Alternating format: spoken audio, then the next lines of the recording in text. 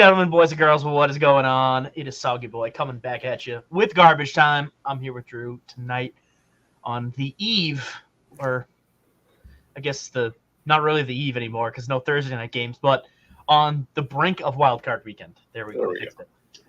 Drew, what's going on? Oh, living life. How you doing, buddy? Living like Larry, as they say. As the kids say these days. We got some fantastic Wildcard Weekend coverage for you.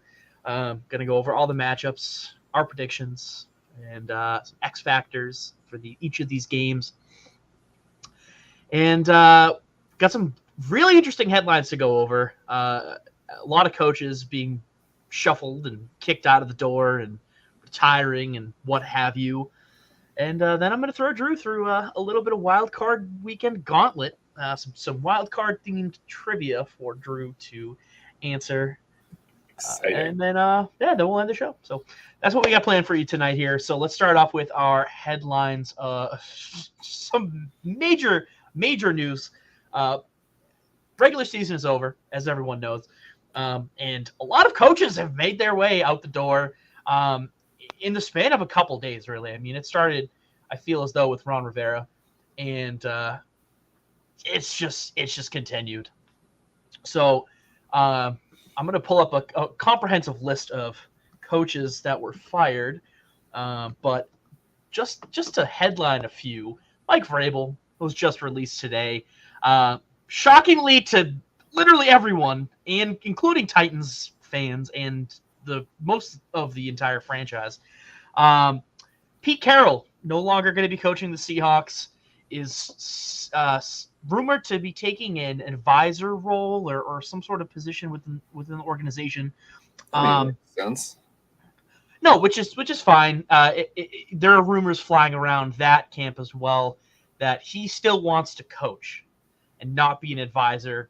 So we'll see what kind of goes on with. He'll still be around the team. He'll still be able to impart his knowledge onto the guys. I'm sure. Of course. He'll be. Yeah, I mean, he's at a point where he doesn't need to coach anymore. I mean, he could definitely take that advisory role and take a step back and just enjoy, and he's a great resource for whoever they bring in to coach the team. Yeah, exactly. That's the thing. Like, he should be able to enjoy the culture that he's brought to that organization. Agreed. So, where was I? Pete Carroll, Mike Vrabel was the big one. Pete Carroll was unexpected a little bit. I mean, we had a feeling that he was going to be retiring within the next couple of years, but it came a lot sooner than I had thought. Arthur Smith of the Falcons is also surprising for the Falcons. Yeah. I mean, that one seems like it's more on the GM than anything to me. Yeah. But they have pieces there. It just and it's not like they're in a good division where they really have to fight for every inch. Right. So they had a chance. I mean, they could have won the division last week if the Bucs had lost, which they only won 9-0 or something like that. Yeah. And they just got their doors blown off by the Saints. So, I mean, hey, you bring in a better coach. Brandon Staley fired off the Chargers. That's been long overdue. Who else am I missing? I'm trying to think. So the rundown. Ready? Pete Carroll, Mike Vrabel, Ron Rivera, Brandon Staley, Arthur Smith. Am I missing anyone else? I don't know. You're the Bill one that said you were going to next. Bring up a comprehensive list over there. I'm looking for it right now. I'm looking for it right now just so I can get everything all together here. Obviously, there have been offensive, defensive coordinators gone. Frank Reich was let go. That's, whatever. Who cares about that? So for the Falcons, Arthur Smith. The Bills, during the season, fired Ken Dorsey, which obviously everyone knew about. The Panthers fired their head coach, their GM, their assistant head coach, and their QB coach during the season after. The Bears fired all of their offensive coaching. their coordinator, their quarterbacks coach, receivers coach, running backs coach, and their assistant tight ends coach. Probably not a bad idea. Jags, whatever. Josh McDaniels, everyone knew that. The Raiders GM was also fired on Halloween, so that's another vacancy this year. Brandon Staley, and they fired the Chargers fired their GM as well. That's two huge AFC West openings there for head coaching. The Giants are fine. Pittsburgh firing Matt Canada midseason was such a smart move for them. Obviously, Mike Vrabel, Ron Rivera was fired. And then, I guess technically speaking, Pete Carroll parted ways. Yeah. Which is fun. So, but yeah, a lot of openings, and obviously, there are some that are still looming, aka the Patriots, possibly the Giants. It's been floated out there that they might want to get rid of Brian Daboll. So, not every head coaching position is vacant as of yet. That will be is my guess. But right now, I think the counter is up to 6. You have the Raiders, the Chargers, the Falcons, the Panthers. So that's 4. Technically, the Raiders. Did I say the Raiders? I'm sorry. The Raiders, technically, that one might be filled by the interim head coach. The Titans, the Commanders. And then most likely the Patriots. The Seahawks. The Seahawks. Yep. So I think that's 8. We'll give it 6.5 or 7, whatever. 8. That's 8. Wow, that's a lot. Jesus. Wow, lots of new head coaches going to be coming in next year for new teams. Going to see a lot of swapping around here. So, yep, that's the big news. Obviously, out of the NFL this week is the movement of head coaches, the firing, the parting of ways, with some GMs as well, with the Chargers and the Panthers. GMs being let go as of last week. And then really the biggest sports news that kind of, I don't know, I feel like it flew under the radar a little bit for a little while this afternoon and then eventually popped off. But Nick Saban retiring from Alabama, finally giving up the reins, letting someone else take over the ship. How long was he a coach there for? 17 years. A lot of people forget that he actually was the head coach of the Dolphins at one point and had a little stint in the NFL. But Nick Saban, Belichick product, for those of you that forget, does come from the Belichick tree. The only successful coach to really come out of the Belichick tree of head coaching perspective. So, was he Mike Vrabel technically, but was he a coach under Bill Belichick as the head coach? Mm-hmm. What? Mm-hmm. Yeah, he was an offensive guy for the Patriots for like one season or something like that. I'll look it up. But he worked with Bill Belichick, or maybe defensively. I forget. Hold on. I'll do a little look-see-loo. But let's got any more headlines that you want to go over before we get into our bread and butter here with the playoff matchups and Wildcard Weekend? I think that really covers everything. Yeah, I think so too. But all right. Well, let's just take a look here. So let's see. I'm sorry. He was the defensive coordinator on with the Browns for Belichick. So he did work under Bill Belichick for the Browns, not the Patriots. I'm mistaken. Okay. So Belichick was the head coach when he was the defensive coordinator. Correct. Yep. He was the head coach under. Yep. So he brought him up from Toledo. Mm-hmm. So it looks like, yeah, he came up through Kent State, played defensive back, not specified what actual position, just DB, that's it. Worked his way up, was outside linebackers coach, and then defensive back coach for West Virginia, Ohio State, Navy, Michigan State. Was the defensive backs coach for the Houston Oilers for a year, then went to Toledo, eventually being brought in by Bill Belichick. And that's kind of where everything popped off for him. He went and was the head coach at Michigan State for 4 years. Then he was the head coach at LSU for 4 years, which I didn't know. 2005, 2006, the infamous Nick Saban Dolphins year. And then, obviously, 2007 is when Alabama started for him there. So 17 years at Alabama, countless national championships. So congratulations to Nick Saban on his retirement. Well-deserved after a very, very long and prestigious coaching career for him. And like I mentioned, yes, he is a Belichickian coaching tree specimen. So 2 of the greatest coaches of all time just happened to work together for the Browns, and they couldn't do anything with that. So it was very, very early in their James. So. At James. Yeah, no, that's very true. All right, well, enough college football talk, obviously. Oh, actually, one more headline. Michigan, college football champions. They won that game pretty handily. What was it, 27-13, if I'm not mistaken. The game it looked like it was going to get out of hand the first quarter. Michigan went up 14-0 pretty fast, and then it was just a defensive battle until the very end, and Michigan eventually just pulled away with like 4 minutes left. So not a great game by Washington offensively. Michael Penix looked hurt. He looked rushed. And Rome Odunze just kind of lost.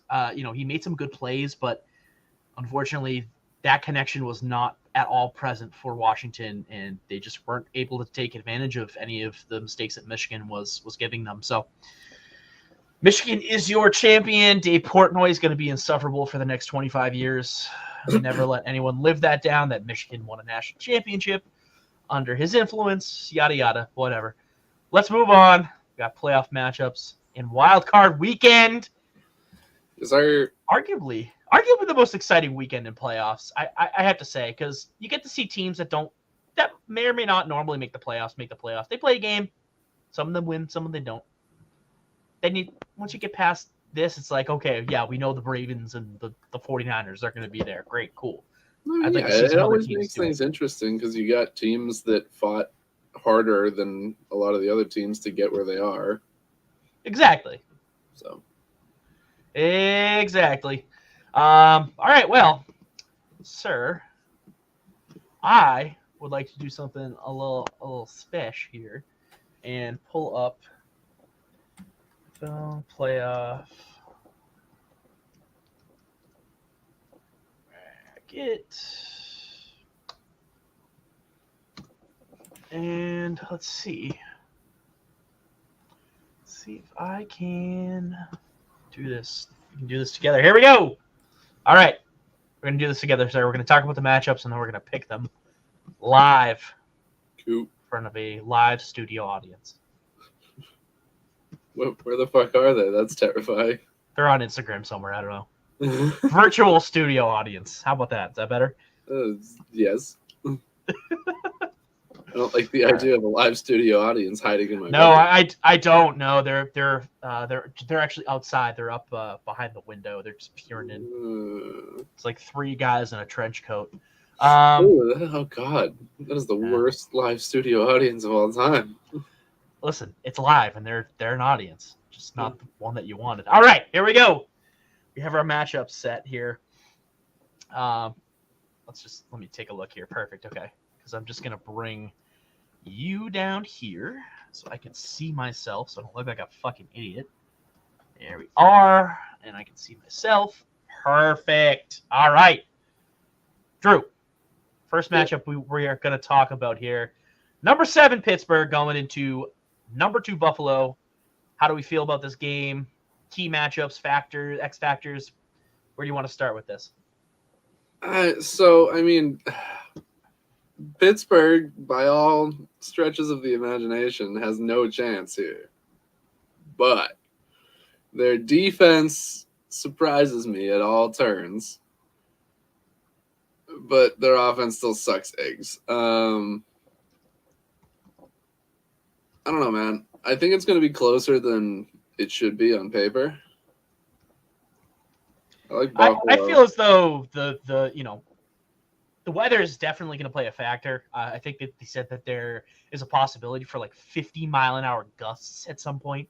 So yeah, that'd be crazy. But Pittsburgh plays in rough conditions. Right. It's not like Miami going to Buffalo. I don't know. It's gonna be a tough, if the conditions are as such, very hard fought ground battle. I think because ain't nobody throwing in 50-mile-an-hour winds. That's just ridiculous. If that's the case, right, and we're looking at the weather as a possible factor, and not only a possible factor, but maybe the possible determining factor in how this game turns out, especially if there's 50-mile-an-hour gusts and it's 22 degrees and there's snow, right? I think Pittsburgh stands a much better chance in that game. I agree with you. I'll preface this by saying I think the Bills win this game. However, it's going to be a lot closer than people are thinking. Looking at that matchup, knowing what the Pittsburgh Steelers are, not having TJ Watt. I mean, obviously that's going to be huge, but if the Bills are going to have to rely on their run game, which they've been doing more and more every week, and it's been working for them, and they don't have TJ Watt, that's going to be a huge deal for Pittsburgh. So I mean, without TJ Watt, I don't give them much of a chance. I think it'll be a much closer game than people are, giving the Steelers credit for. But I have the Bills in this game. My X factor for this game is going to be Josh Allen's legs. I don't think anyone's going to be able to throw the ball. And out of both quarterbacks, he is far and away the better pure runner than Mason Rudolph or whoever the fuck they're playing. Mitch Trubisky. I don't remember who. I honestly forget who they're having started. It doesn't really matter. Right, it doesn't matter. That's the point. So yeah, I think Josh Allen's legs are going to be the X factor in this game. I think that they're going to have to defend James Cook, Latavius Murray, Leonard Fournette, and Josh Allen on the ground, and I just think that that's going to be too much for the Steelers to handle. Yeah, I mean, I think the weather itself is the X factor. I think that really determines what kind of game we're going to see. It's completely fair. That's completely fair. I mean, seriously. If passing conditions are okay, I think the Bills are going to stomp them. Yeah. Oh no, for sure. I mean, the Bills have been playing lights out football the last 5 weeks.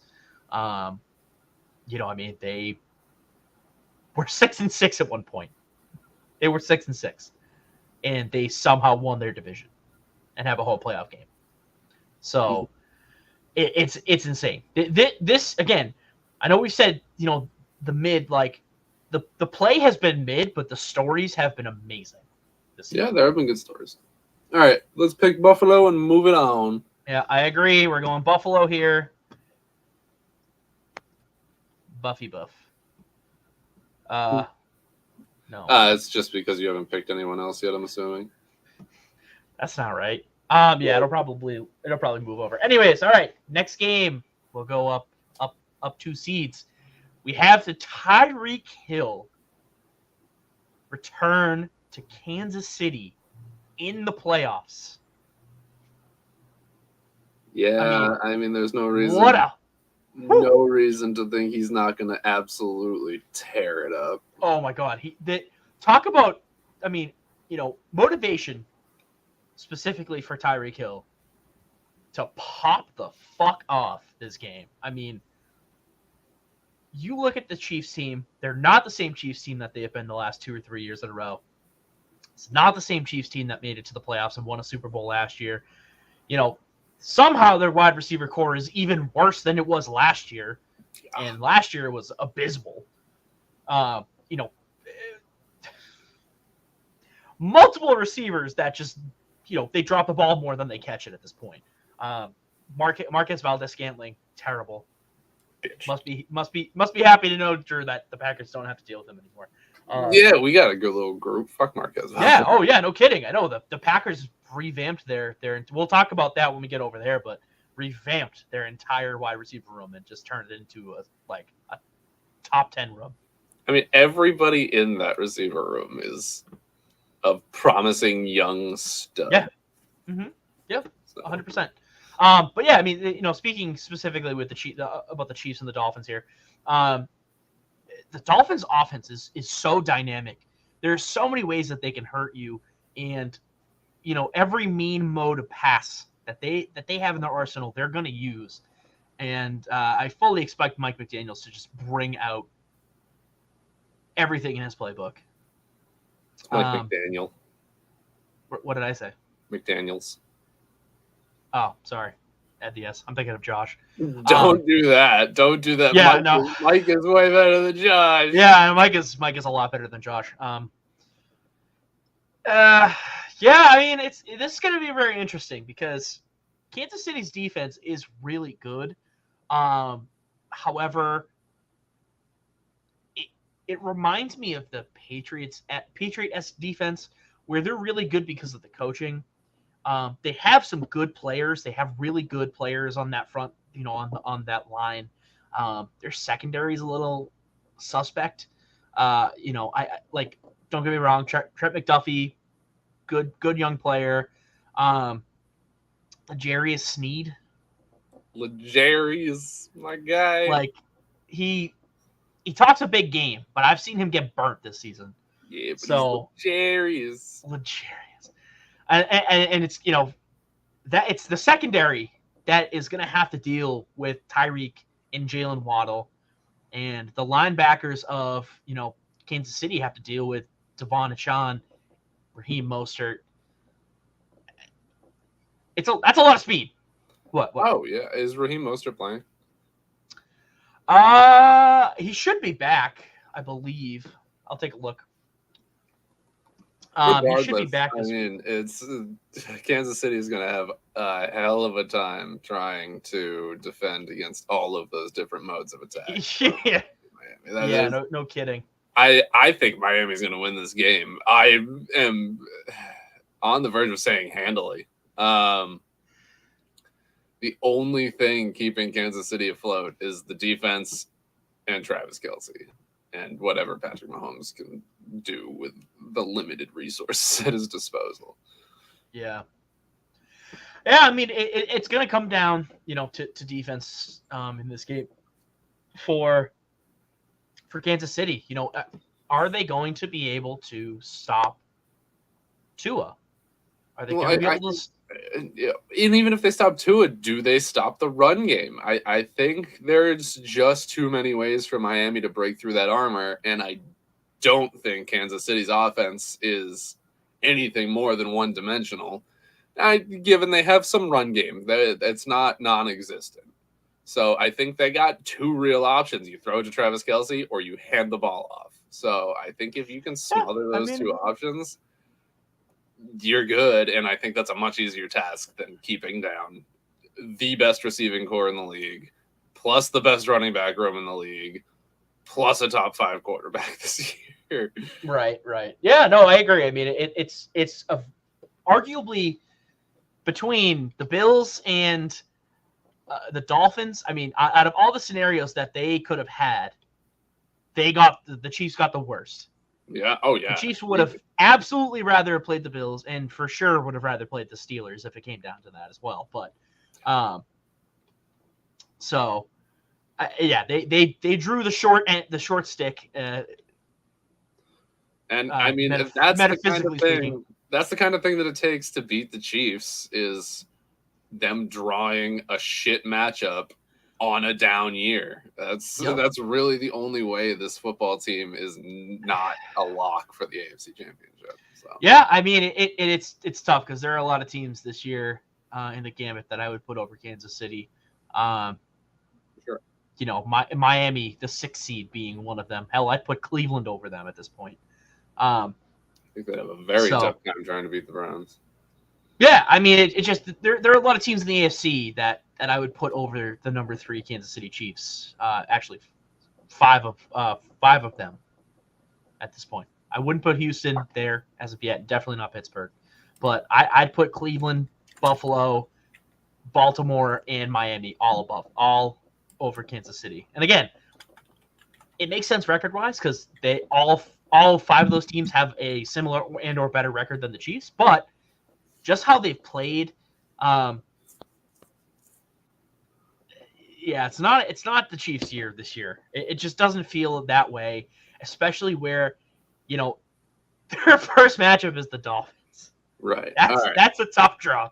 We've talked that one to death. Give us Miami and let's go. Miami and run here. Let's go to Cleveland and Houston. It worked. Miami and Baltimore. That's going to be an interesting rematch there. Outside of the Packers game is the wild card game that I'm the most looking forward to. There's a lot of interesting storylines. I mean, you got the oldest quarterback in the playoffs and the youngest quarterback in the playoffs, duking it out in the first round. Yeah. This game is going to be fucking good. This is going to be a good game.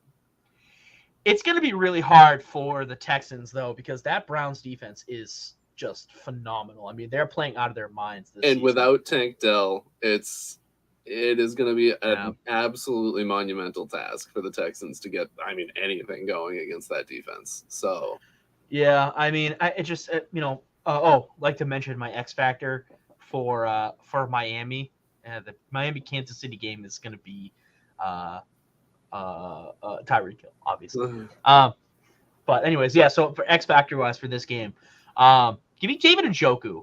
I think if David Njoku has a really big game, the Browns will be able to cruise to an early lead and let their defense do the work. That's what they really need to do.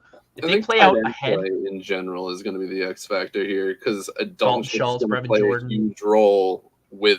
That defensive line. CJ Stroud is going to have to get the ball out quick. So I think that Dalton Schultz, especially without Tank Dell, is going to be a huge safety blanket for him. So, yeah, I agree. Tight end play in general.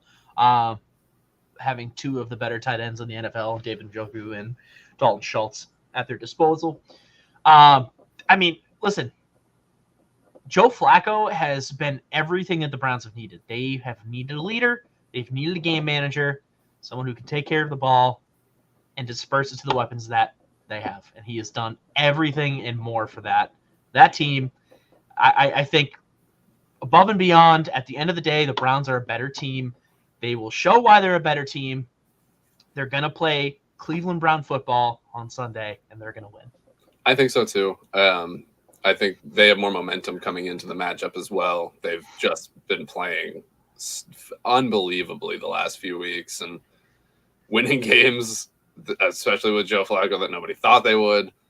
It's hard to deny the wave of momentum that they're riding right now. So I think that they are a force to be reckoned with in the playoffs, and I think they will give Buffalo a hell of a run if it comes down. Yeah, and it's really funny too because I think they're out of all the teams that have made the playoffs, they are the most under the radar, phenomenal team this season.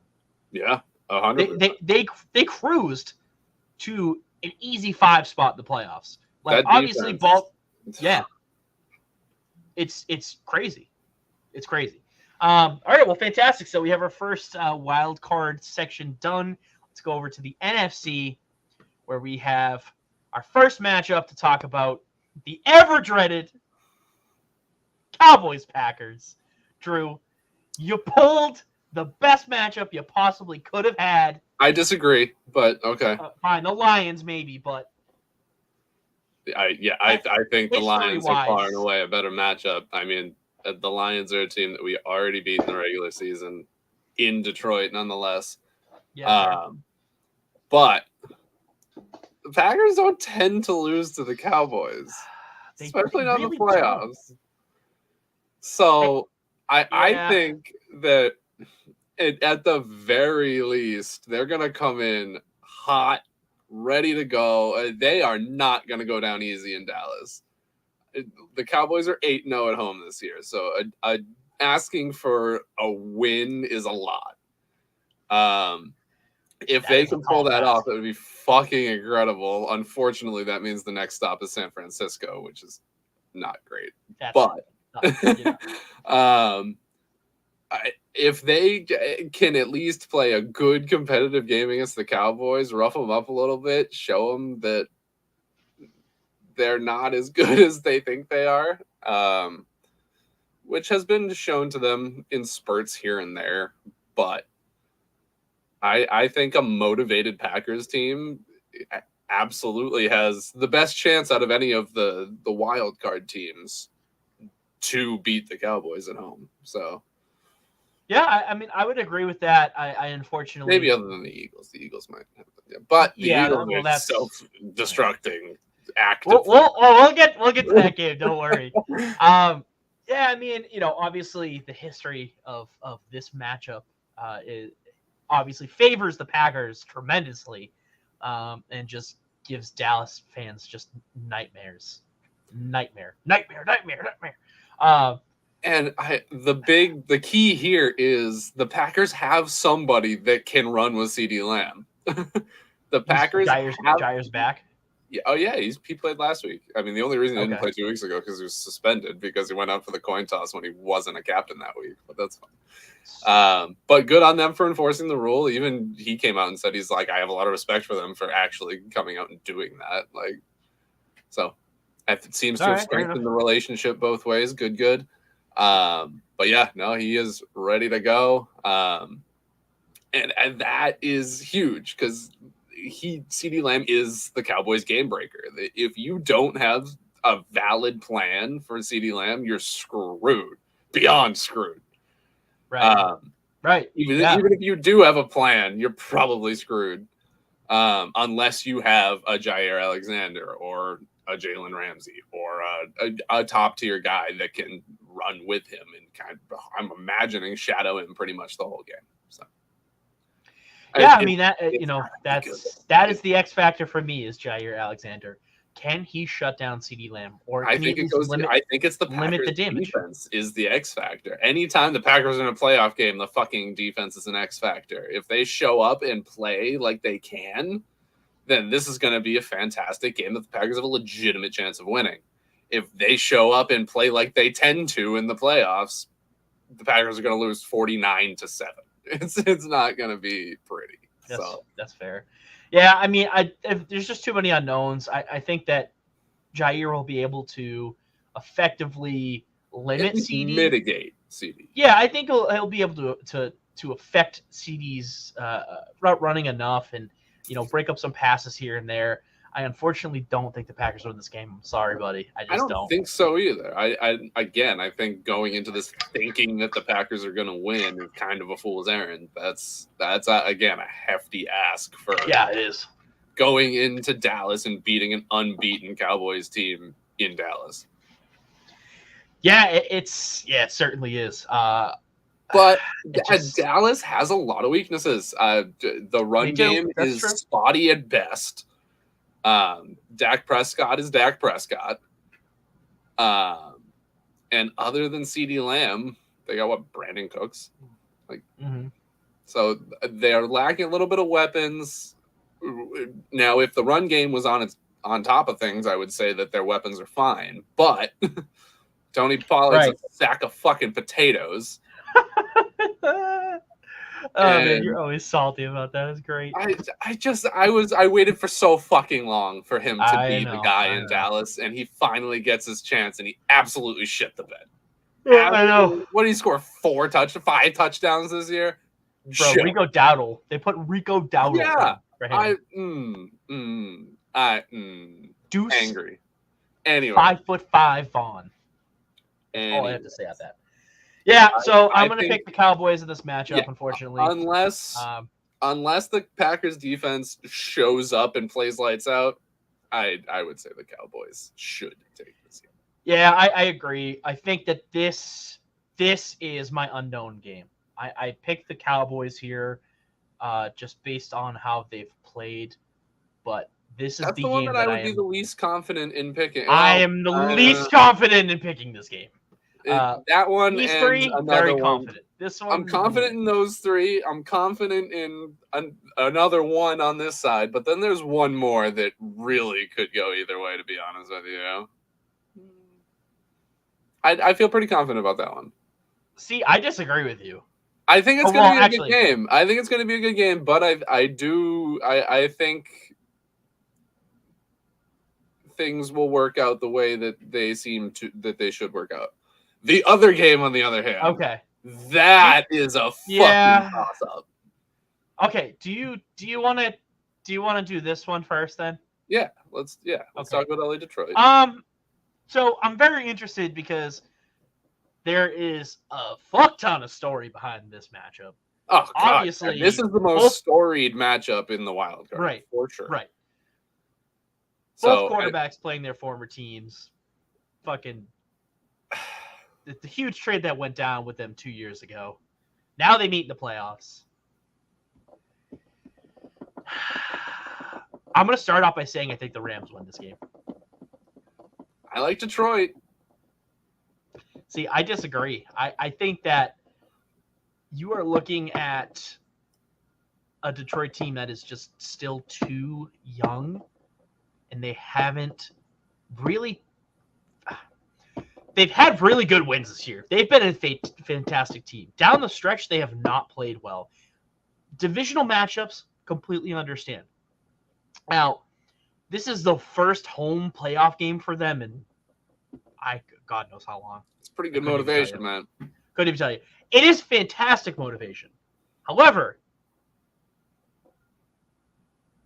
I tend to see teams that deal with this kind of motivation, sometimes the spotlight's a little too big for them. Just a little bit. Just a little too big. And I unfortunately, I think all the pressure is on Detroit. All the pressure is on Detroit to perform. The Rams weren't even supposed to make it to the playoffs this year. They squeak in. They have Kyren Williams and Puka Nacua, who arguably are the co-offensive rookie of the year. No, there's no co. Puka is the offensive rookie. I know, but I'm trying to make a point that Kyren came in out of nowhere and just completely tore it up. Look, Detroit is not a super traditional, good football team. This is, of course not. This is an old school football team of guys that have come together in their situation under Dan Campbell. They have kind of galvanized over the last few years. I think that they've built up to having this pressure and dealing with this situation, as opposed to just being this team that signed a bunch of good guys over the offseason and put everything together. And I think they're a solid group of guys that have worked together for long enough and have really built around each other. So I think that they are going to be able to handle the pressure a lot better than, just a top-tier team that's been a top-tier team, is used to be in there, yada, yada, yada. Yeah. I think that they are going to be able to come together again under that leadership of Dan Campbell, even though there's some questionable decisions and some crucial times. But I think that Detroit should pull this out. So this is the first disagreement we're going to have, because I'm on the opposite side of that. I really think that the spotlight's a little too big for this team. Yes, they've built a great team there in Detroit.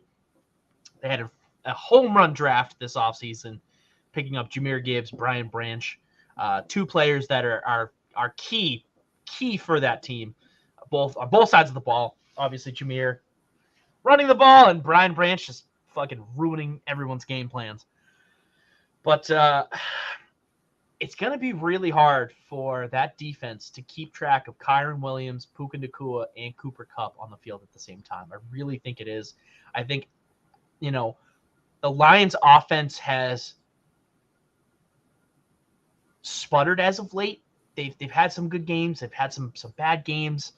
The defense has kind of been getting winded, and I think the they'll Rams be are able going to keep up in a shootout. Look at, you talk about LA's weapons. Look at Detroit's weapons. You got Amon-Ra St. Brown. You got Jamison Williams. You got Jahmyr Gibbs, David Montgomery, Sam Laporta. That's a squad. Sam Laporta might not play. That would be unfortunate. Regardless, it's still a squad that can keep up with the Rams. It's not a squad that can keep up. That's not my argument. My point. My point is I think that unfortunately that the lights are going to be a little too big for that team, and that all the pressure really is on them. It's their first home game and home playoff game in God knows how long. They're the 3 seed. They won the division. All of this stuff, right? I mean, it's fantastic. But they now have expectations. When have the Lions ever had expectations? Ever. This year. Exactly. That's what I'm saying. Got the 3 seed. So they performed well under That's the regular season. That is the regular season. I understand that. But you're using expectations as a knock against them. And they have performed up to expectation so far. I'm using expectation in the playoffs as a different piece than expectations in the regular season. I disagree. I think the expectation of a team to be good in any circumstance is still an expectation for a team to be good. And our expectation for the Lions to be good have been very well met so far this year. So I don't think that you can say having expectations is something that they're not going to be able to handle, because the expectations that they have had so far, they've handled very well. I mean, I guess that's fair, but like I said, the playoffs is a different animal, and you just teams that have done well in the regular season, they get into the playoffs and it's a completely different beast. I've seen it time and time again with countless franchises that have sucked for years, come into the playoffs the first year, and it's a deer in headlights. I mean, there is a track record of this happening with the Bills, the Dolphins, the Tech. I mean, in the AFC alone, I could name 4 teams when I saw them make the playoffs for the first time in years. They played terrible. Sure, but most of the time, the first time in years is them squeaking in as a 6 seed or whatever. This is the Lions that have controlled their division the entire year, have played dominant football. I'll give you that they've sputtered a little bit the last 5 or 6 weeks. But they've still won football games. They still beat the Vikings. They still are finding ways to win football games, which is what this team is good at. And they have all of the tools. What the fuck happened? I think it's like, all right, come on now. Taking too long. I got it. Don't worry.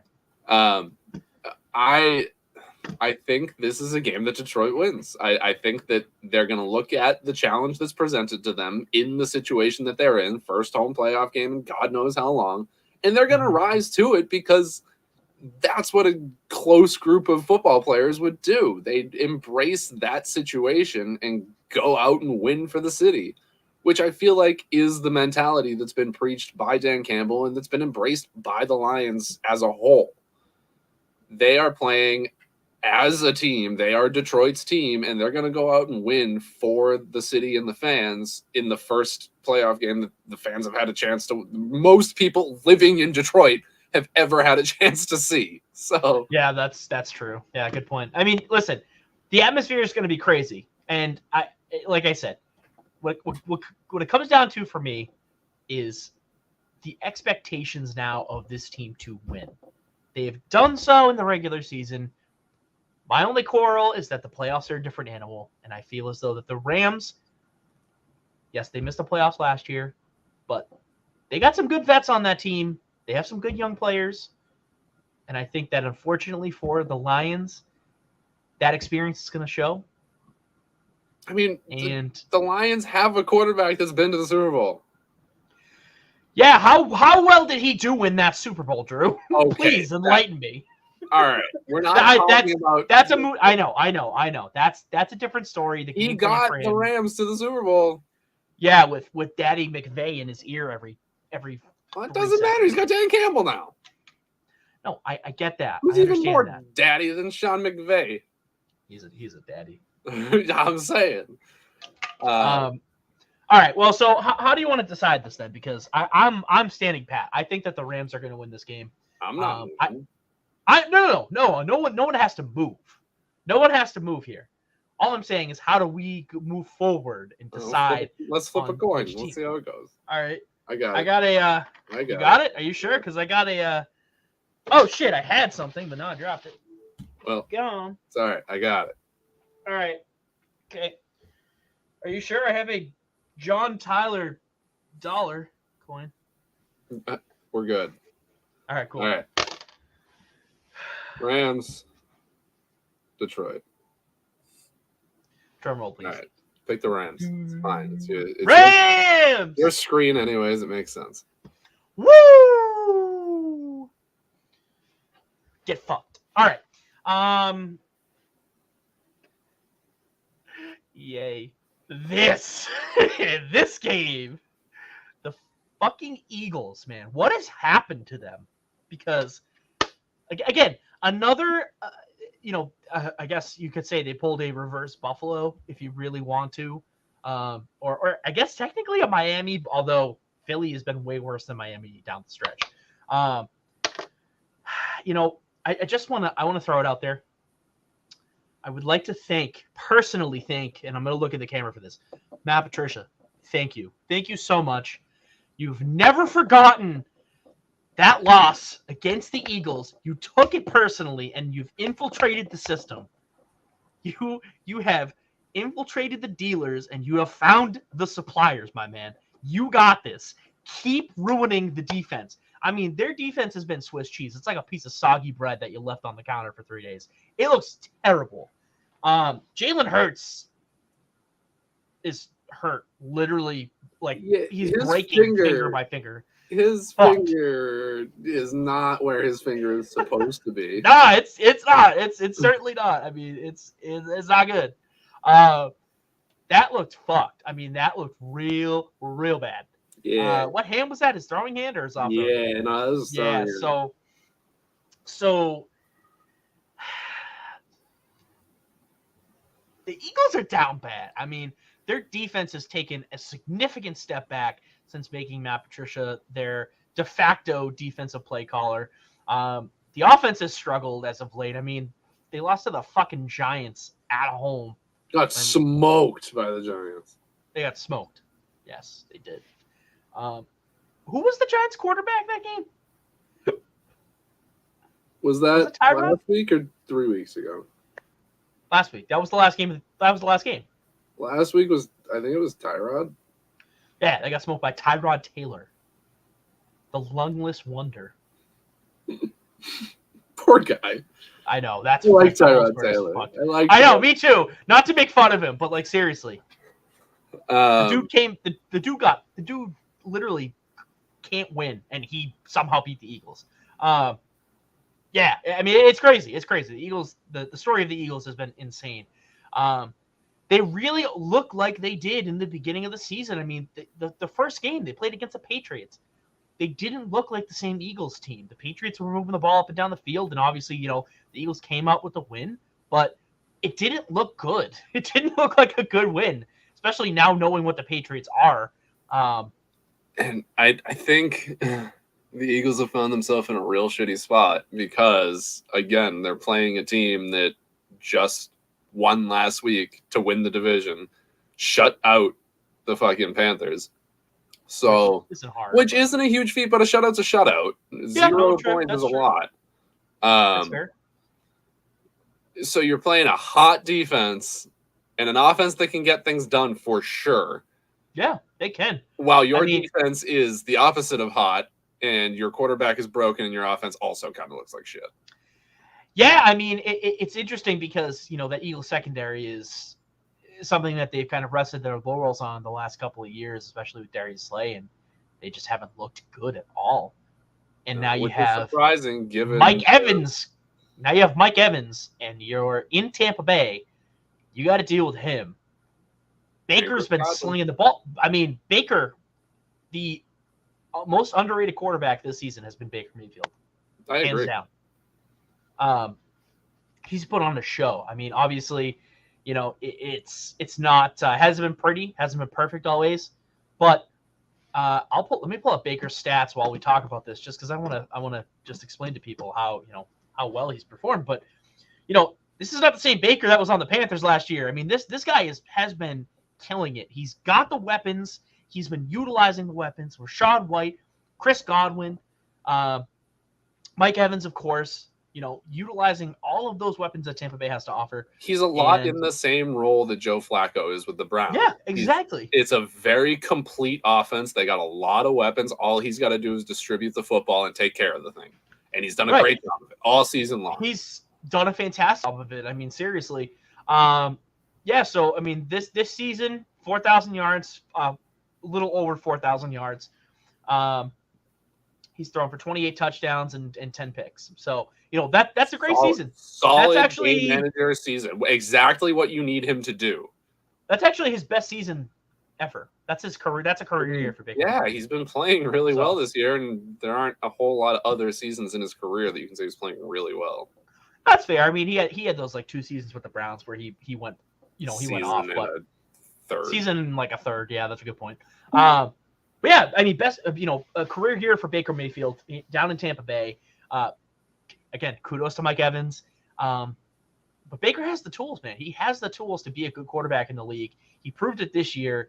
Obviously, when he left the Browns, struggling with them at the end, going to the Panthers, I think that looking at how well that Baker has done this year, and this is an offshoot of the conversation that we're about to have about this game quickly before we move on to our end of the segment, end of the show trivia.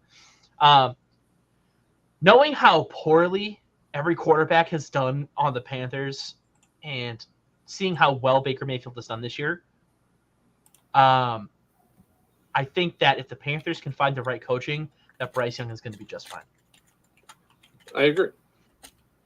It's just going to take some time. He needs the coaching. He needs the support. To throw that out there. I think if Baker Mayfield can I think the offensive line is the key.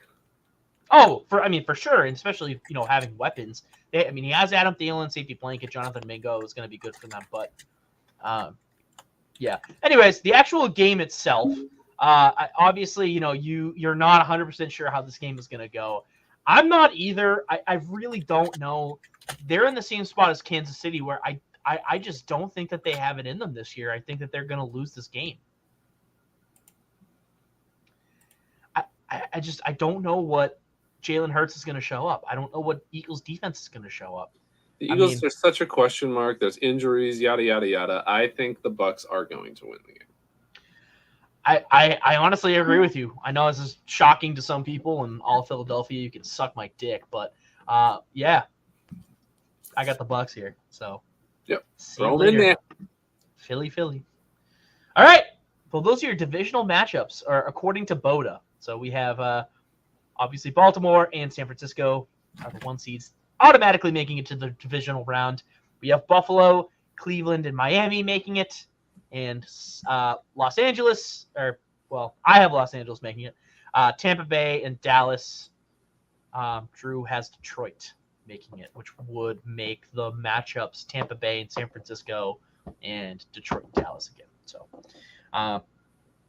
you wanna pick from these games, or you wanna hold off there? We can do it real quick. Let's not have long conversations about it. But sure, Miami or Baltimore? I like Baltimore. Smoked them once already this year. Cleveland or Buffalo? Yeah, I can't even make an argument for Miami. Last year, different story. This year, absolutely not. This one's tough. This one's hard. Oh God. I don't think that Josh Allen, with his skill set, can deal with that defense. I don't think he's not going to be able to run. He's not going to. I like Cleveland. I like Cleveland. I hate that we're doing this, but I also love it. Okay. This one, yeah. Let's Yeah. do that. I think no matter who they play, they make it. So. I like Dallas. Yeah, I think okay. that's... So, expected, unexpected. So this game is intriguing because it's a divisional matchup. That would be crazy. They played each other twice, and they're 1-1 against each other. I don't know who to take here. I really don't. I don't think that the Browns make it to the fucking Super Bowl. But I want to say that they do, though. I really want to say that they do. I don't know who to take here. I mean, I really don't.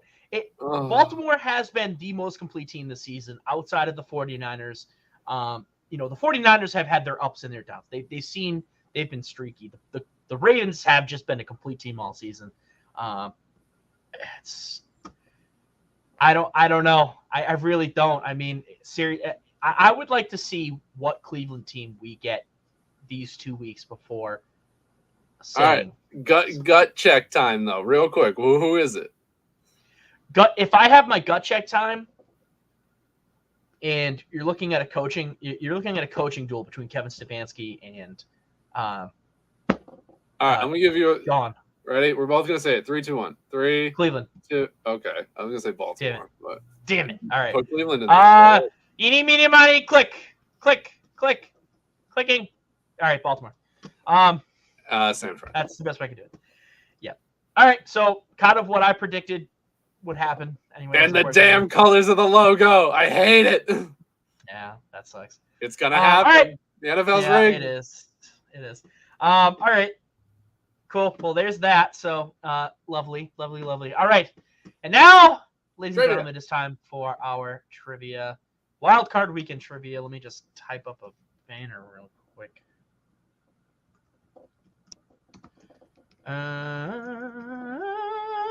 Trivia. Okay, here we go. All right, Drew. Welcome to the Wildcard Weekend trivia segment of the show, where we are going to be asking you 10 questions. Damn. 10 questions. A lot of questions. If you are able to answer 7 out of 10 of those questions, you will be winning a free all-you-can-eat sushi botch dinner courtesy of me. Hell yeah. Yeah, so be invested. I also want to see your hands in the fucking sky, partner, because I don't trust these hoes out here. All right, let's start it off nice and easy here. Okay, start it off nice and simple. I'm gonna go back to where I had my stats open, and unfortunately they're gone. But the first question for you, sir. The first question for you. First question. Wildcard Weekend. Indeed. First started in, I think it's 1992 or 1993. Let me pull this up here so I can give you the accurate. Where the fuck did it go? Where'd it go? God damn it. First started in the 90s. I know that.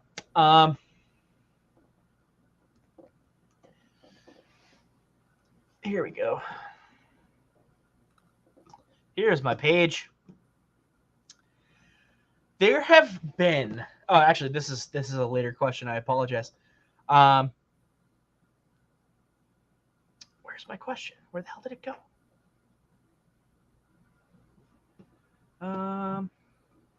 It was here. Hold on. Here it is. 1978. Wildcard Weekend was officially brought into where it was a 16 playoff format. Okay. All right. 1978. Got it.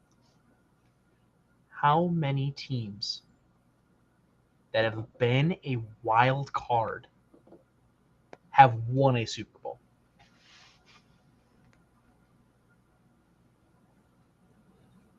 Ooh. It's just the number. Just the number. That's it. You don't need to name them. If you can name them, then I will do unspeakable things too off camera.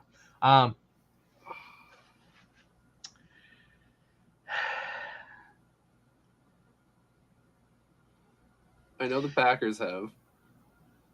Okay, there's The one Giants team. have. There's 2 teams.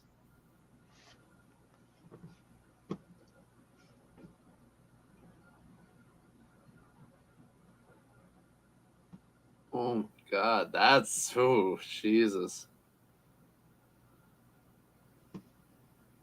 Were the Rams a wild card when they won against Cincinnati? Oh, that's hard.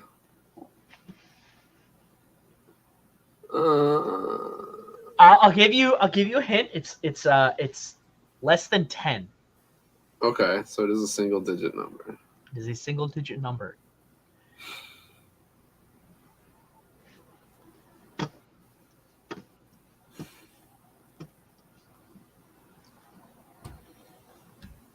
I feel like the Steelers probably have. Okay. So you've named 3. You've named 3. The Packers in 2010, the Giants in 2007, the Steelers in 2005. Okay.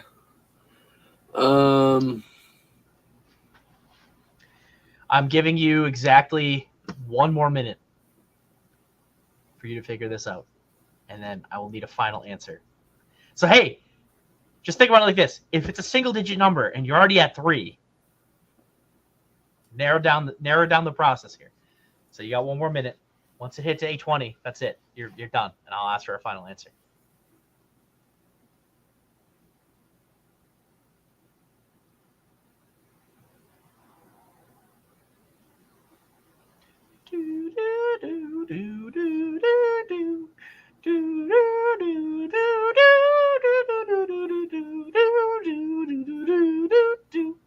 It's 8:20. Your time is up. All right, give me a single digit number, Drew. I'm gonna go with 6. Is that your final answer? It is. That is absolutely fucking correct. Good job. Let's go! And I will tell you the team, sir. It is the Oakland Raiders. They won in 1980. The Denver Broncos, 1997. The 2000 Baltimore Ravens with that defense were a wild card team. Pittsburgh Steelers in 05. The Giants in 07. The Packers in 2010.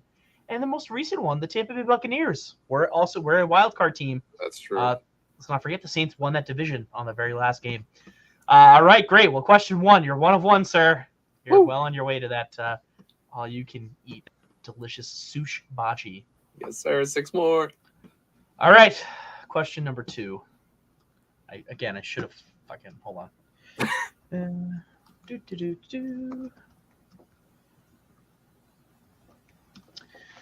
Question number 2.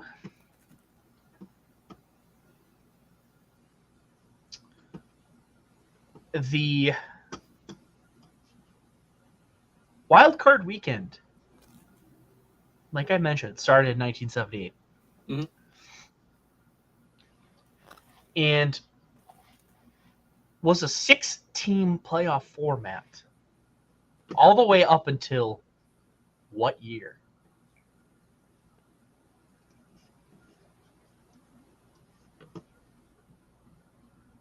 Shit. It's super recent.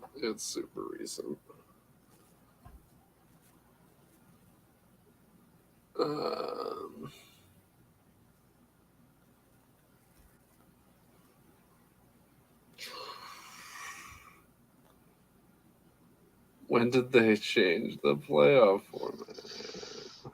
When did they change the format, Drew?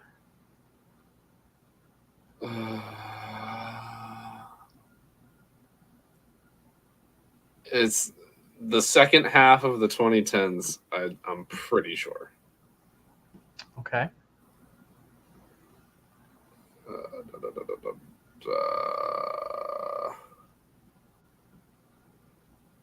What? I'm trying to think of some kind of landmark that would mark that. I'll give you until 8:23. Oh, God damn it. Hey, It's supposed to be the gauntlet, my guy. This is not take your fucking time and check your work here. Was it the late 2010s or was it early? I'll give you a hint. I'll give you a hint. It's 2010 and later. That's it. And I'll give you till 2024 now that I gave you an extra hint. Now I kind of think it was later. We're waiting for Drew. We're waiting for Drew to answer this question. Please enjoy my singing it. All right. I'm going to say, now that I think about it, I don't think it's the late half of 2010s. I think it was more recent. I think it's only been 3 or 4 years. Maybe. Okay. Right. So give me 2021. Is that your final guess? It is. Incorrect, sir. Unfortunately, it was 2020. Really? 2020, yes. Well, like 2020 season or 2020 playoffs? 2020 season. 2020 All right, but those playoffs happened in 2021.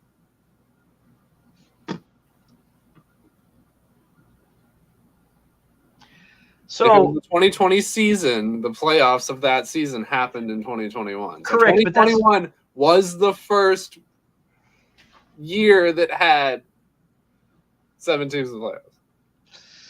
So I was looking for the year that it was implemented, sir, which would have been 2020. They adopted the policy in 2020, and that's exactly what I asked you. But like, they were 16 playoffs until the year 2021. Let's take a look. Let's review the tape here. Let's review the tape. Okay, hold on. Let's see if I can go into matchups.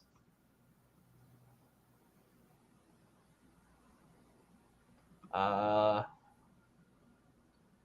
gonna go into this. I'm gonna ask you a new question. Okay. Okay. So as of right now, you're 1 of 1 with a star and an asterisk. 1 of 1. PPD. Let's talk about some exciting thriller of games here. There have only been 6 games in playoff history. It looks like.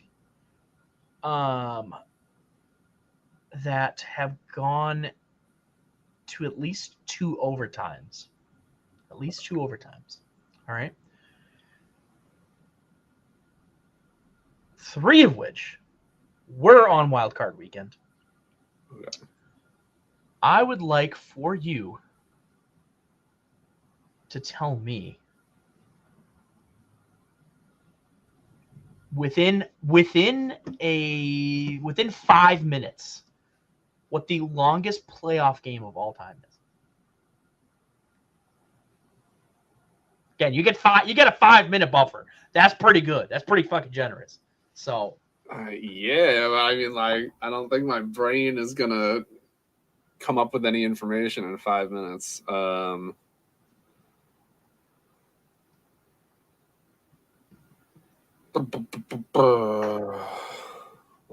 playoff games, overtime playoff games,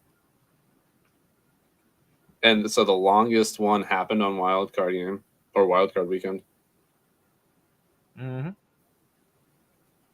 Yep, it's Wildcard Weekend used to be the week of Christmas. It was literally Christmas Day, December 25th, 1971. Ah. Mm-hmm. Oh, actually, yeah, no, it would have been Christmas Day, because that shit don't change. Sorry, that's me being Jewish, not knowing how Christmas works apparently. I mean, I feel like that doesn't make any sense, but okay. I mean, 71, I guess the season was a lot shorter. Well, it was still 16 games. Wasn't it? No, 14 games. 14. Okay. They implemented the 16-game schedule in 78. That makes sense then. That works. So if it was I don't know, fucking the Steelers probably had this is before this is before wild card even was a thing. You said the wild card things, the 16 wild cards started in 78. Did I? Hold on. Let me recheck the playlist here. Ba, ba, ba, ba, ba.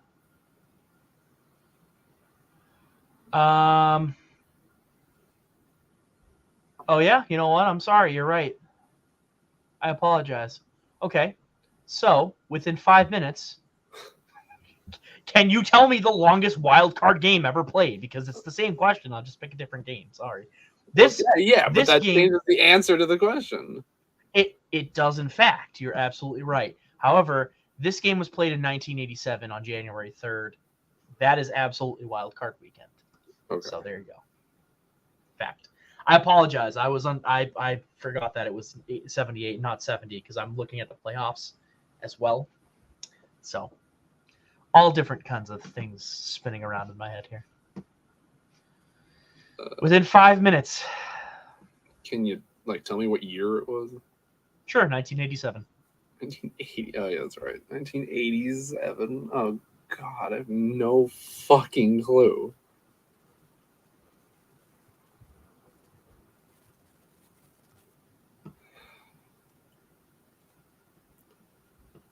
I don't even who the fuck would have been in the playoffs in 1987.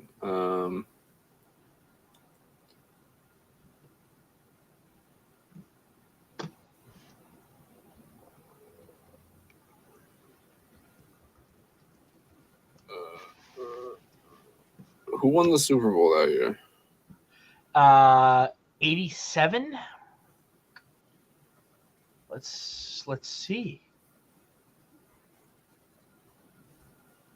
I think the Redskins. Yeah, the Redskins won that year.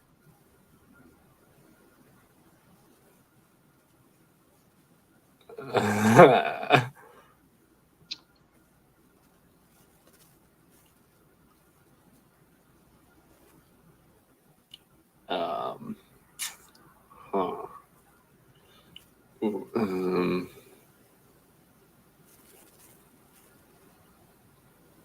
me just double check here. Yes, the Redskins.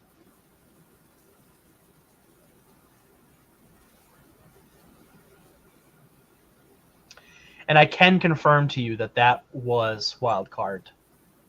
That was a wild card game. Let's take a look here. Just double check. There we are.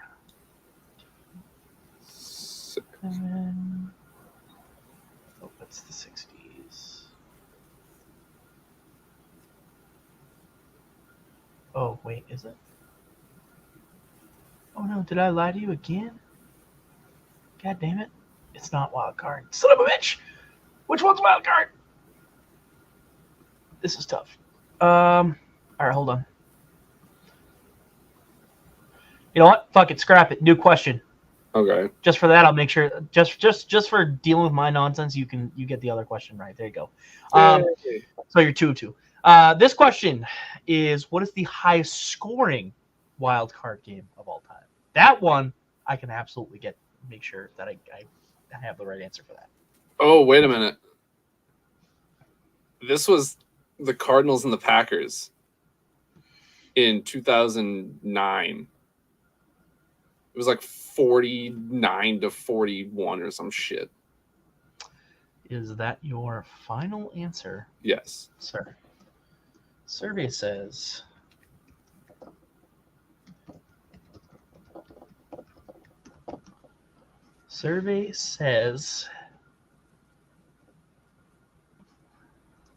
let's see.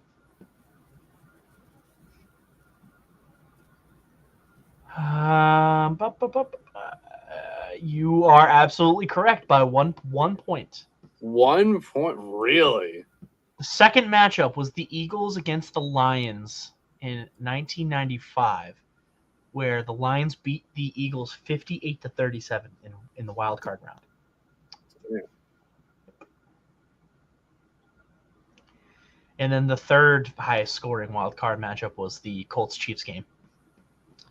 That 45-44 game. All right, there you go, sir. You're 3-3. There you go. Good for you. Good for you. Good for you. Let's see. Wild card. There we are. All right. Let's turn back the dial a little bit here, Drew. I would love for you to tell me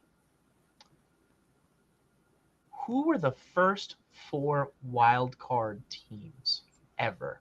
In 1978. Remember, 1978, 4 teams played in the wild card, 2 matchups. I want you to name the teams that played each other. Do I get like a number of guesses here? You will get 2 guesses per team, like per slot. So 8. So like guesses. 8 total guesses, yes. But yeah, never. You get what I'm saying. Go ahead, go for it.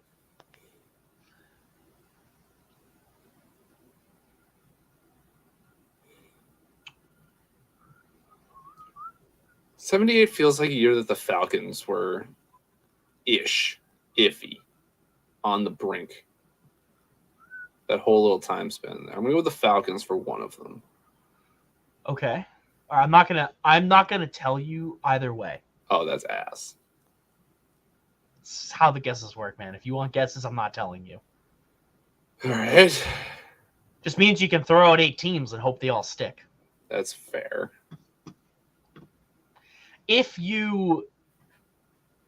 I'll tell you this: if you guess 3 out of the 4 teams with at least 2 guesses remaining, I will tell you that they're correct. Okay. So that way then you'll know I have 2 guesses left. That's it. So I think that's fair. I think the Giants. So do I just get 4 guesses per conference? I think is how we should do it instead of 2 guesses. Yeah, that's fine. Okay. Fine. 4 guesses per conference. Sure. All right. Go for it. So give me the Falcons, the Giants. Sure. NFC. What the fuck else? The Cowboys were too good. Wrong conference. Yada yada yada. Not good enough.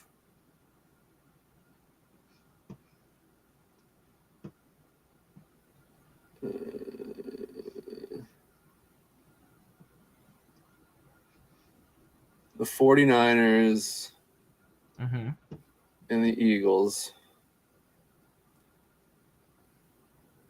Yeah. So you guessed you said the 49ers, the Eagles, the Falcons, and then what, the Giants? The Giants, yes. Yeah. Okay. So those are your 4 guesses. Yeah. For the NFC. Okay.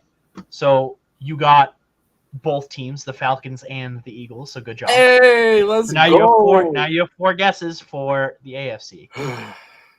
Fuck. Denver would have been winning. The Jets were terrible. This was before Buffalo.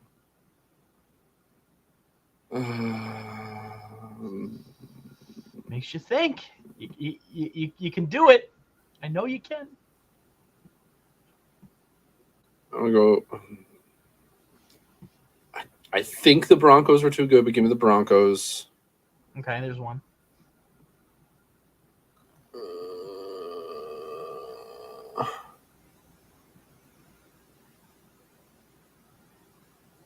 Could be the Chiefs. Let's keep the Chiefs in there. So that's your second guess. Yeah. Okay, I'm going to tell you both of those are wrong, so you only have 2 guesses left. Oh, fuck. The same situation. I think Miami was too good, but let's go with Miami. I will give you Miami. It is correct. All right. Ooh, come on, buddy. You got this. You're so close. The Steelers were too good. There was really another team that would have made the playoffs from that division.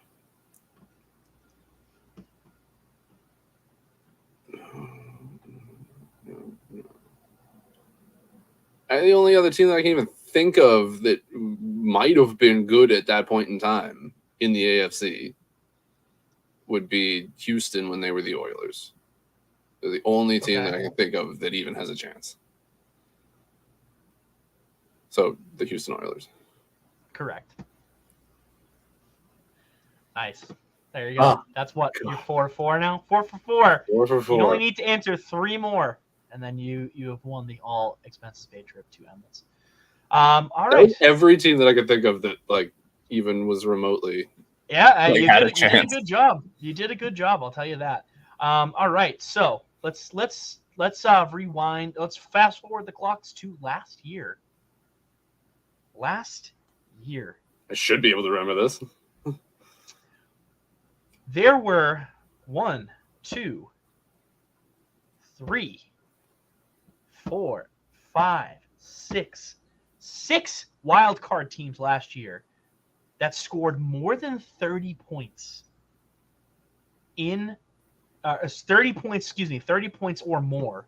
That's fucking literally half of the wild card teams. Sorry, hold on. Let me recount that again. So 1, 2, 3, 4, 5, 6, 7 teams that scored 30 or more points last year on Wildcard Weekend. More than half of the wild card teams. That is absolutely correct. Two of those teams lost their matchup. What 2 teams were those? Oh God, who even played? And if you could tell me how many points they scored. Well, you know it's more than 29, Drew. So I mean, just get creative. I mean, fair, but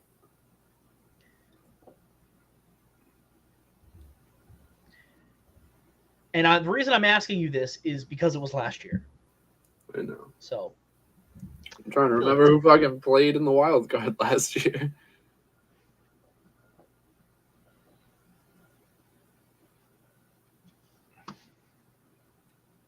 Fuck. You got till 8:41, my friend. Oh Jesus.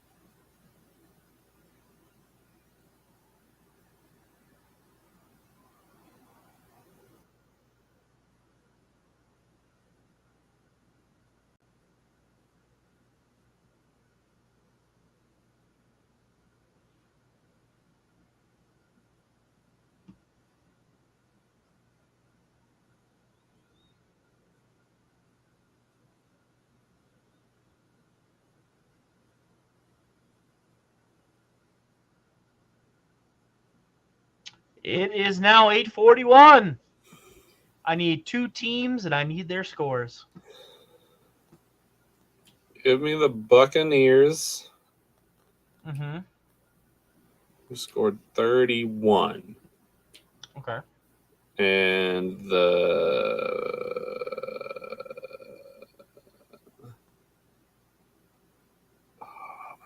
the Chargers, who scored 30. Drew, you were so fucking close. I'm sorry. You are incorrect. The only detail you had wrong was not the Bucs. They scored 24 in a loss against the Cowboys. It was the Dolphins in a 1-point loss. Sorry, in a 3-point loss to the Bills, 34-31. So you are incorrect, sir. I apologize. So I had the Chargers scored 30. You had the right fucking state, bro. Same zip code and everything. Oh, I should get something for that. That was pretty fucking good. All right, come on, seriously. I've given you handouts for some of the other questions. Fair, but I got 3 out of 4 points. You did, but you had the wrong conference, so I'm sorry. Does not compute. So you are what 5 of 6 now, if I'm not mistaken, or 4 of 5. 4 or 5. 4 or 5. That sounds about right. All right, fantastic. So I've asked you about teams that have went on to win the Super Bowl. I've asked you about scores, about times. let's talk about. Know what we're going to talk about? What we're going to talk about? Let's see. What are we going to talk about? That's a good question. Well, that's what I'm looking for here now.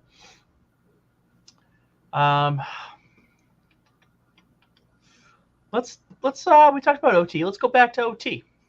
Okay. Let's see. In the and since 2000, Drew, since 2000, 24 years ago, there have only been, let's see, 1, 2, 3, 4, 5, 6, 7, 8. There have only been 8 overtime wild card playoff games since 2000. Only 8 have went into overtime. Okay. There was 1 year where we had 2 wild card playoff games. What year was that?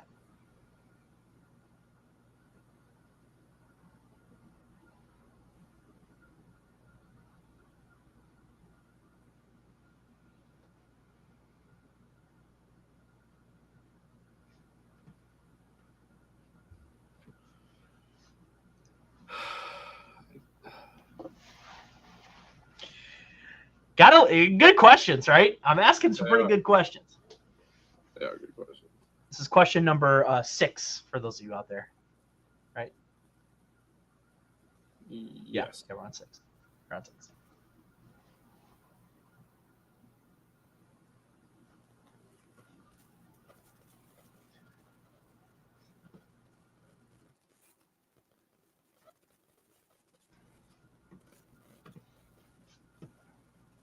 Give you until 8:46. Remember, it's the year, and I'll give you. I'll even give you the teams that won those games. Okay. The Texans and the Vikings.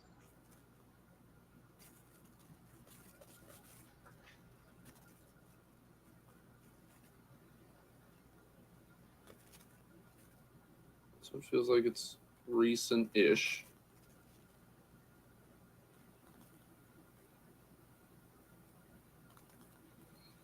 And I'm also looking for the year, so the season year.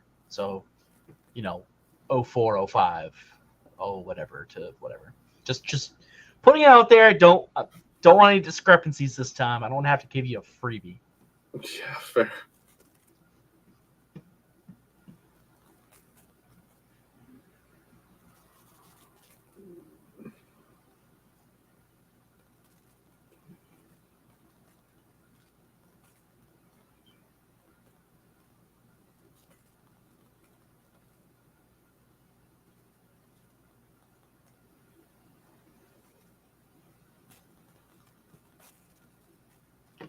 All right, I've given you the teams. I've given you until 8:46. I need an answer. What season did we have 2 overtime wildcard games? The only season since 2000. Actually, I'll keep looking while you give me an answer, but it might be the only season ever, actually. Yeah, it's the only season ever that we've had 2 overtime wildcard games ever. So it would have been, like I said, it's 2000s or right to now. So it would have been 20. I want to say 19 to 2020 when the Vikings played the Saints in the fucking what I called the Louisiana letdown, which wasn't completely accurate when Kyle Rudolph caught that bullshit touchdown. And the Texans, I forget who they played, but they were in the playoffs. Pretty sure. So. So what was the season again? 1920. Is that your final answer? Yes. That is correct. They played the Bills, Drew. It was the Bills. That's right. It was the Bills, yes. They beat them Right. in overtime, 22-19. All right, wow, geez. We're 5 for 6. You got 2 more questions right, and then it's all over. It's all over. That's how Now the questions are gonna get harder. Somehow you're 5 of 6. Fantastic, but they're gonna get harder now. Well, if I wasn't 5 of 6 right now, I'd be screwed. So, if they're gonna get harder, Yeah, that's true. That's a good point. All right, so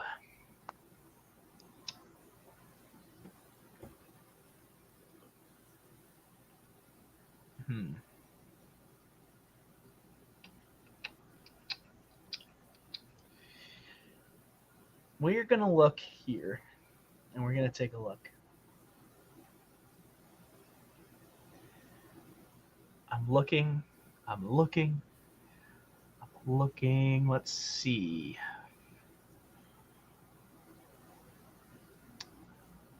Let's see.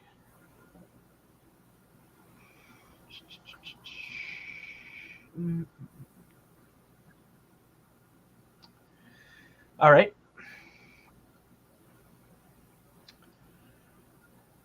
Hold on. Sorry. I am.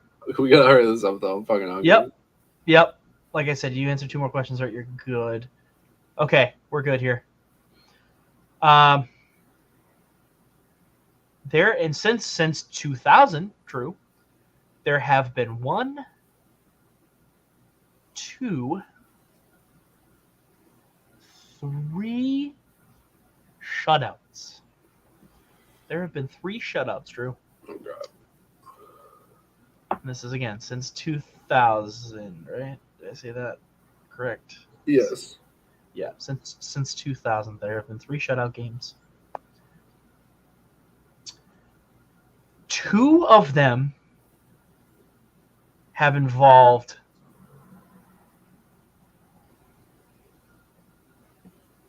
teams from the same state.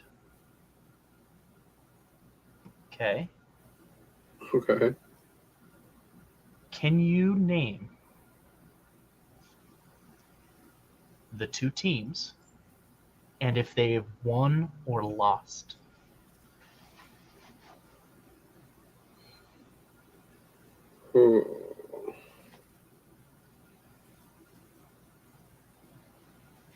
I'll give you a minute on this one. Well, I'm gonna go with New York because it's either that or California, or I guess Texas. But I mean, it doesn't necessarily have to be those 2. What do you mean? Kansas City, St. Louis.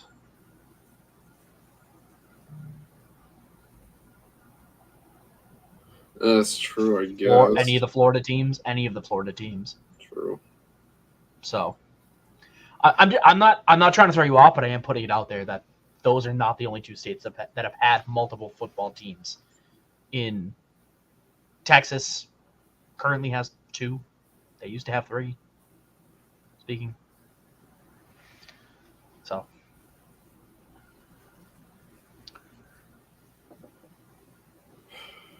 All right. Your time is up. I need the 2 teams, and I need if they've either won or lost. All right, well, I'm going to go Giants, Jets. Okay. And what happened to the Giants? Did they win or lose? The Giants lost because they're the fucking Giants. Okay. And what happened to the Jets?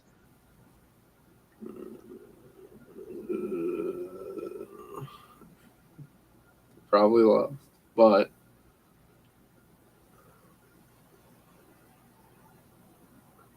I feel like the last time the Jets made the playoffs, they won in the wild card round. That's how they won. So the Jets won and the Giants lost? Yeah. Yeah, you're correct. Yeah, the Jets in 2002. Oh, that's not when I thought it was gonna. I thought it was gonna be 2008 or whatever it was. Nope. The Jets. 2009 2009, 2010 played the Bengals. They won 24-14. But the one I'm talking about, the 2002, 2003 season, the Jets played the Colts and won 41-0. Jeez. On the flip side, the Giants played, let me find it here, played the Panthers in 2005, 2006 and lost 23-0. Now, there is one more shutout that happened. This is the next question. This is not true. How so? There have been 5 shutouts in. Oh, maybe are those? Oh, those aren't wild card. Those are divisional. That's right. Never mind. You're good. Yep. Thanks for taking over. Appreciate that. Next question. The only other shutout in wild card history that didn't involve a New York team. What teams played and what was the score? And you know one of the scores, right? You know one of the scores. So It's true. I'll give you a minute there, because if you get this question right, Drew, you win. That's it. It's over. You don't need to continue on, because you are a 6 out of 7, sir.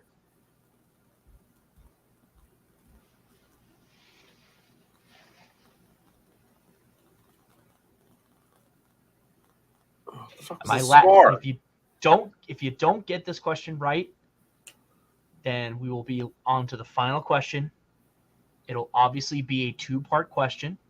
Well, it's not the final question. I'm 6 out of 7. There's 10 questions. Right, but if you get this one wrong, 6 out of 8. it would be 6 out of 8, and then the next one would be a final Gotcha. final question. You have a chance to get, it's a 2-parter, so you can. I have to get the teams and the score. Did you see the balloons? Yeah, that was. Where did that come from? I don't know. I didn't like that. All All right. Anyways, I have to get the teams and the score. yep. I told you they were going to get harder. Kansas City and Houston. I just don't remember how many points Kansas City scored. Oh, that's tough. You know the teams. It is Kansas City and it is Houston. You are absolutely right. But I need to know how many points Kansas City scored. That is part of the question. It plays into the shutout. Roll your eyes all you want. I make the fucking rules here. Can I have a hint? Sure, it was over 5 points. That's bullshit. Is it a round number of touchdowns? Is it like 7, 14? No, 21, it's not a round number of touchdowns. Okay.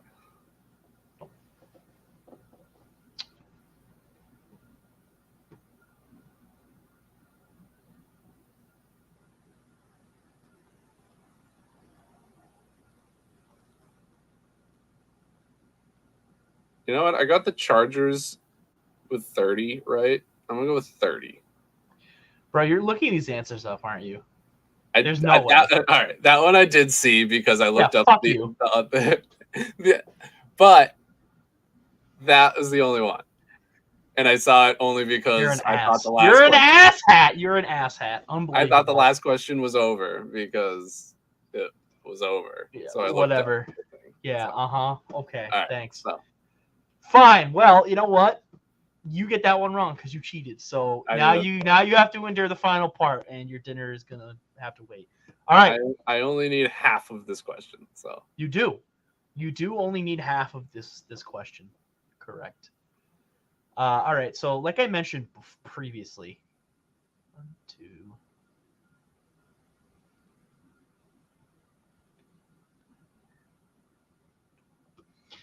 2. Only 6 wild card teams have wild card teams. Again, I'm emphasizing this for a specific reason. Mm-hmm. Have made it to the Super Bowl and won. However, there's only a certain number of teams who have played in Wildcard Weekend and have made the Super Bowl and won. I want you to give me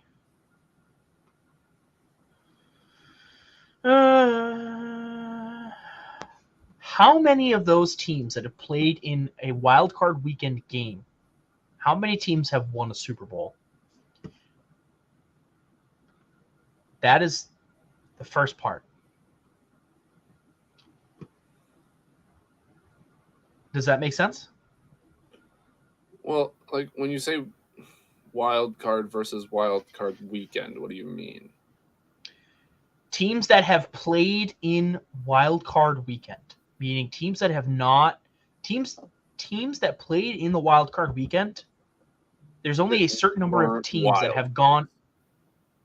Correct. So I'm talking about division. I'm talking about that number plus however other teams have played in wild card weekend in NFL history.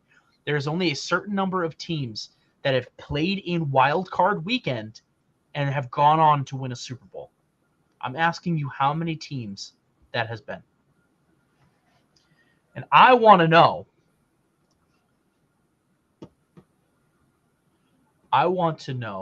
The second part of this question, Drew, is there are only 2 teams that have ever done that, and I want to know what 2 teams those are. 2 teams that played on wild card weekend that weren't wild cards. No. Okay, again, get that notion out of your head. Teams that have played on wild card weekend. They can be wild cards, and they can also be division winners. We know that the number of wild card teams, not division winners, but wild card teams, is 6 to have gone on and win a Super Bowl. What I'm asking you is how many teams have played in wild card weekend and have gone on to win a Super Bowl. That includes wild card teams and division winners that have had lower seeds and have had to play in wild card weekend. Okay, so the 6 that we talked about earlier are included. Correct. That's why I'm saying there is a foundation. The 6 is included. You start at 6 and you work your way up. There's only a certain number of teams that have played in wild card weekend and have gone on to win a Super Bowl. I want to know how many teams that is, and I want to know the only 2 teams in NFL history that have won more than one Super Bowl the same year they played in wild card weekend. That is your 2-part question. Okay. And I'll give you like 5 minutes. And then I'll let you go because this has been a long-ass episode. I apologize. Trivia gets out of hand. Trivia gets out of hand, ladies and gentlemen.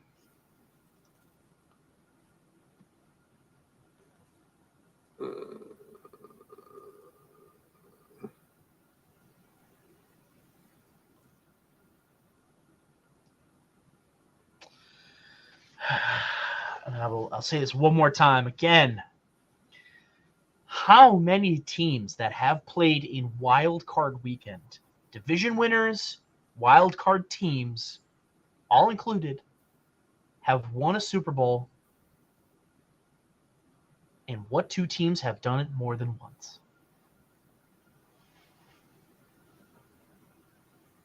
So, you have a good basis. You have a good base here.